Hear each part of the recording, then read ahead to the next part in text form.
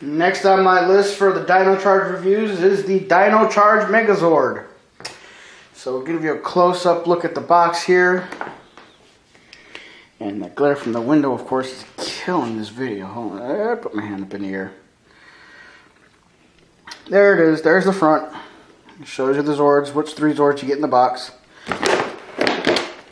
And of course, the back has a nice picture of the Zord in all of its colors and paint, which we're not going to see that on this figure, of course. This is the USA version. And there we go. The current line of some Zord builder. The current line of some Zord builders. And let's take this thing out of the box and get the review going. Alright, so now that we got the Dino Charge Megazord out of the box, let's go ahead and take a closer look. Out of the box, it does come in a few pieces, plus I've taken apart some pieces just to show you in case he falls apart. There's some things that come off easily. Out of the box, these feet are in a separate little part in the packaging. And, so, I had it right. So, there's, they connect into this part of the thigh. And there's only one way that each one can go in each. So, I'll put that one in there. And then that one in there. Attach these same way as with Kyryujin. You just attach these on the side. I feel that these actually are harder. This part is harder to pull off on the Dino Charge Megazord than Kyryujin. Kyryujin, these things come off so easily. Okay, so the tail, which, I mean, it's a much smaller tail. We'll get, oh, before we put the tail in, the helmet doesn't go in the tail. It actually goes in between the legs here. So you gotta separate them. And I don't know, there's this little cavity on the inside of his legs. The helmet, let me see if I remember how this goes.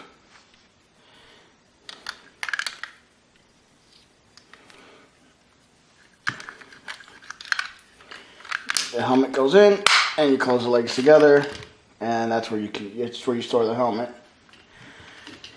And we'll just slide the tail into place. And there is the Tyrannosaurus Rex. And then we'll bring in this Triceratops. On the Triceratops, the back does come off of this, and that's because it's interchangeable with any other of the Zords that are in the mold of Triceratops or the Stegosaurus. I'll show that off in a second. That just snaps on there, and for the Stegosaurus, that snaps on there. The faces, the heads, they don't come off like they do with Kyryujin. So there are the 3 Zords that you get for the Dino Charge Megazord.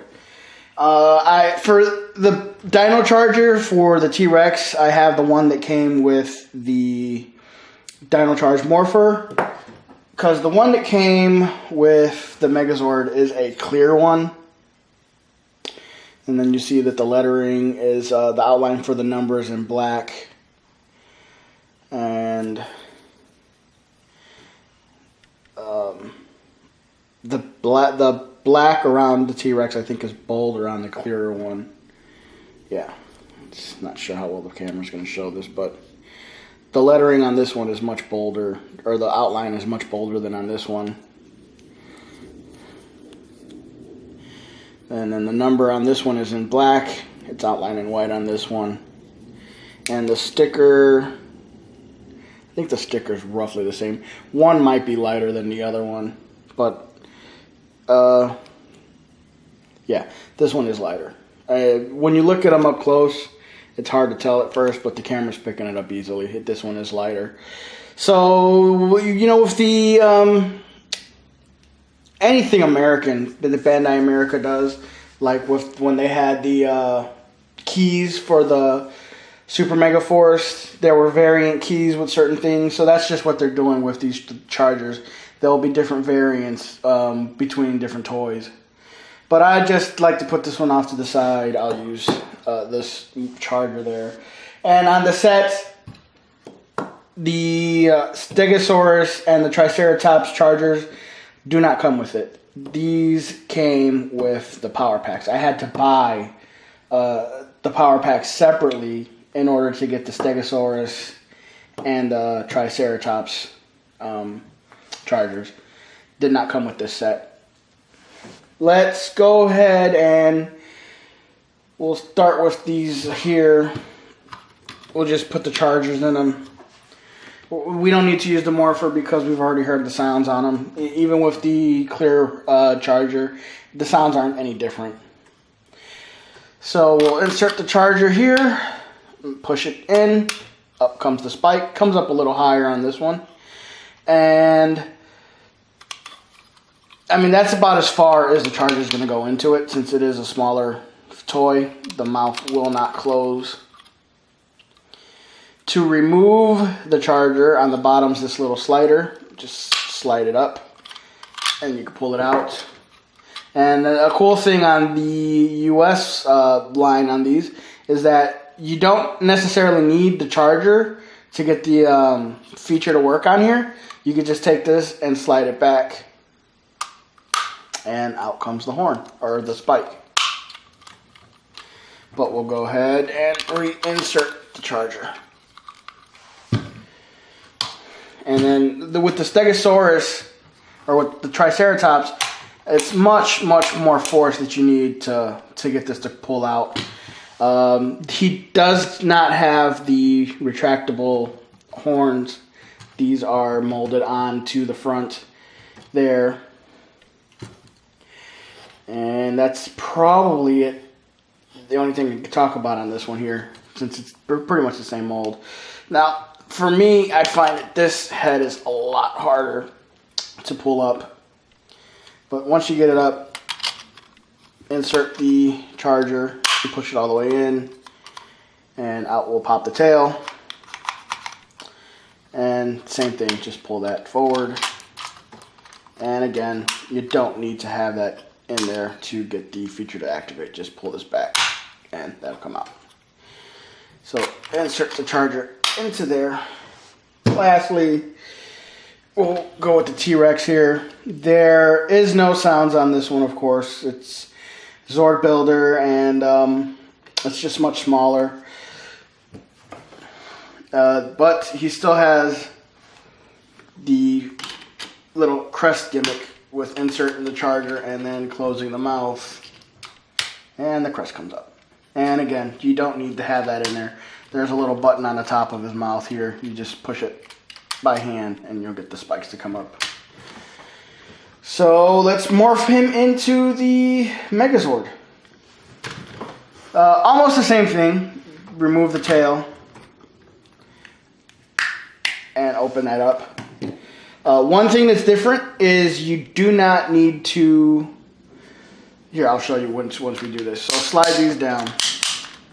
And on this one, it's a little harder to do, but this little button down here needs to go into... There's a little hole that's popped up right here. And you need to kind of work the figure to get that in there. Because if that isn't in there, it's not stable. And when you try to stand it up with all the other Zords attached, it falls over easily. So do that for the other leg. And you do not need to, there's no buttons here. The legs don't extend. You can just stand it straight up. Take the arms of the T-Rex and pull them down. And then rotate. And then on this one, when you spread the legs, the helmet's going to just come right out. And let's see here. Probably going to need to pull the camera up just a little bit. There we go. So we'll bring in the Stegosaurus, and it's no sounds again, so you don't need to have the charger in there. But if you want to use the charger, there is a little cavity within these the holes in the arms that the charger will fit in there. You just have to slide it all the way up, put it into the position where it would go all the way up.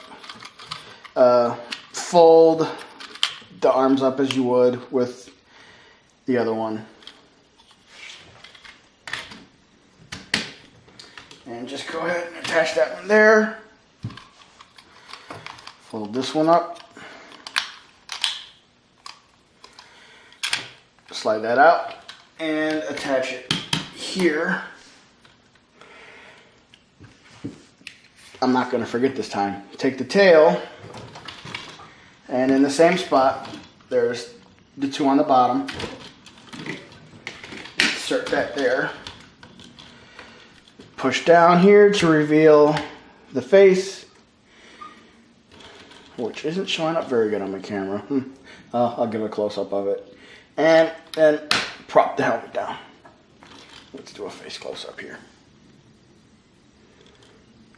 It's a lot of shadow, that's probably why.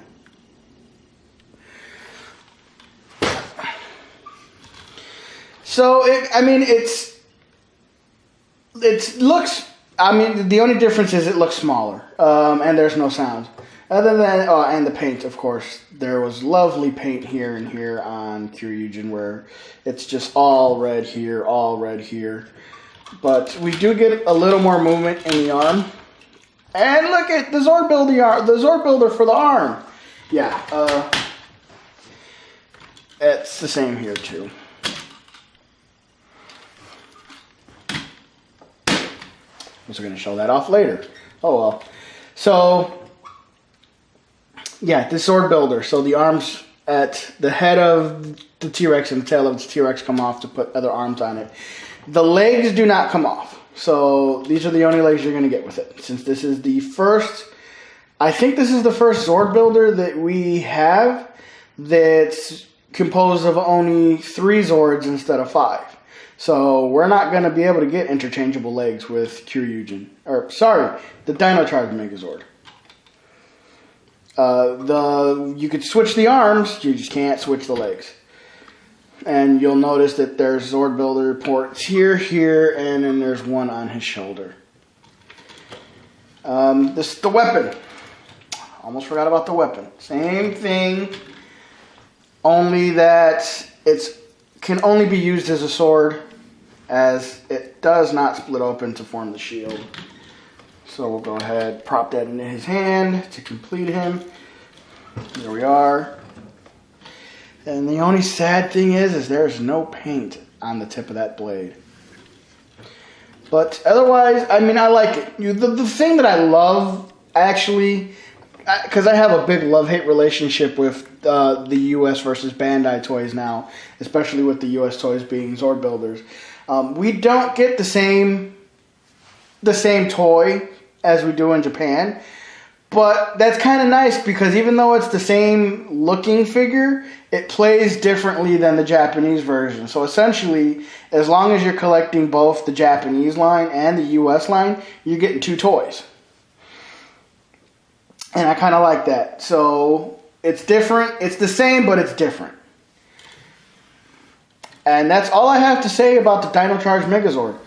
We'll go ahead and we'll look at a couple of the other Zords that came out for the US line in the next video. But until that time, thanks for watching, guys, and you have a good one. Bye.